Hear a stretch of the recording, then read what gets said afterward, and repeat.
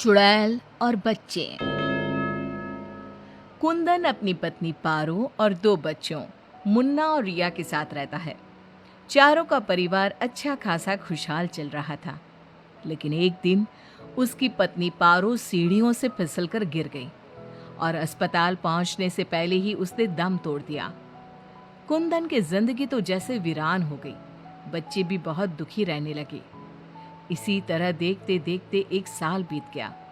एक दिन कुंदन का मित्र उनसे मिलने आया। अरे कुंदन, तुम इन बच्चों के लिए दूसरी शादी कर लो।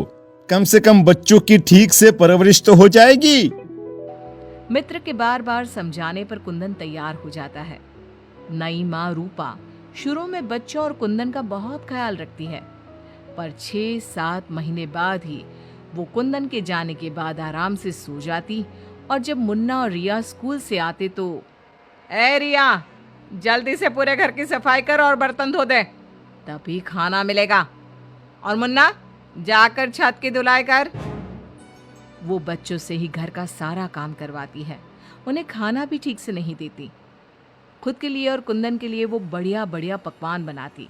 जब रात को कुंदन काम से वापस आता तो, अरे, बच्चों ने खाना खा लिया? उनको तो मैंने कब का खिला पिलाकर सोने भेज दिया है। कितना ख्याल रखती है ये बच्चों का। एक दिन जब रूपा सो रही थी, मुन्ना देखता है कि रसोई की अलमारी में मिठाई रखी है, लेकिन वो वहां तक पहुंच नहीं पाता। तो वो अपनी बहन को बुलाकर लाता है। मैं घोड़ा बन जाता हूँ, तुम मेरे ऊपर चढ़कर वो मिठाई उतार दो। उन्होंने मिठाई उतारी और खा ली। अचानक मिठाई का डिब्बा रिया के हाथ से नीचे गिर जाता है और बिखर जाता है। आवाज सुनकर रूपा भागते हुए आती है। उसने आओ देखा न ताओ और दोनों की खूब पिटाई करती। जब देखो तब भूखे ही रहते हैं ये बच्चे, न जाने इनका पेट है कि कुआं। बच्चे खूब देर तक रोते रहते हैं, लेकिन फिर आपस में ही बातें और मजाक करके एक दूसरे का मन बहलाने लगते हैं। रिया, जब मैं बड़ा हो जाऊंगा ना, तो एक मिठाई की दुकान खोल लूंगा। पहले हम लोग खूब सारी मिठाइयाँ खाएंगे और फिर बेचेंगे। मुन्ना, मेरी तो शादी हो जाएगी, तुम अकेले ही सारी मिठाइयाँ खाओगे ना? अरे हाँ रे, तब तक तो मेरी भी शादी हो जाएगी। कुंदन जब घर आता है तब उसकी माँ बच्चों की खूब शिकायत करती है। अरे बच्चों, तुम्हारी माँ तुम्हारा कितना ध्यान रखती है। आखिर क्या कमी है तुम दोनों को?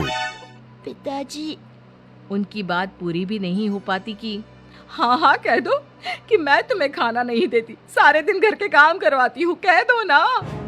मुन्ना चुपचाप खड़ा रहता है। अब तो हम दोनों को पिताजी से बात भी नहीं करने देती। नहीं माँ। मुन्ना और रिया बहुत दुखी होते हैं। रात को इन बच्चों ने नाक में दम कर दिया है, तुम इन्हें लेकर जाओ और कहीं जंगल में छोड़कर आओ। अरे ये क्या कर रही हो तुम? ये दोनों मेरे जिगर के टुकड़े हैं, इनके बिना मैं कैसे रहूंगा? कुंदन को बार बार समझाने पर भी जब वो नहीं मानता, तब उसे एक उपाय सूझता है। कुछ दिनों तक वो बच्चों के साथ खूब अच्छे व्यवहार का नाटक करती है। बच्चे खूब खुश रहते हैं। एक दिन, सुनो, जल्दी से नाश्ता लगाओ, मुझे 2 दिन के लिए शहर जाना है। रूपा बहुत खुश होती है। वो सोचती है कि ये तो बच्चों को जंगल में छोड़कर आने से रहा, मैं ही इन्हें छोड़ आती हूँ। कुंदन के जाने के बाद, बच्चे चलो, आज हम तुम्हारी नानी के घर चलते हैं। बहुत देर तक चलते चलते जब वो सब घने जंगल में पहुंच जाते हैं तब, माँ, इधर का नानी का घर है, लगता है हम रास्ता भूल गए हैं। अच्छा, तुम लोग यहीं रुको, मैं रास्ता पूछकर थोड़ी देर में आती हूँ। हाँ, ये कहकर रूपा उन्हें वहीं छोड़कर चली जाती है। बहुत देर हो जाती है और रूपा वापस नहीं आती तो, माँ कब आएगी भैया? इस तरह सुबह से शाम हो जाती है। जहाँ एक तरफ बच्चे जंगल में अपनी माँ का इंतजार कर रहे होते हैं, वहीं दूसरी तरफ रूपा घर में आराम से बैठी थी। इसी तरह 2 दिन बीत जाते हैं और 2 दिन बाद कुंदन जब घर वापस आता है तो, बच्चे कहाँ हैं? मैं उन्हें जंगल में छोड़ आई। ये तुमने क्या किया रूपा? बच्चे बेचारे जंगल में अकेले कहाँ भटक रहे होंगे? क्या किया तुमने ये? देखो, अगर तुम्हें अपने बच्चों की इतनी ही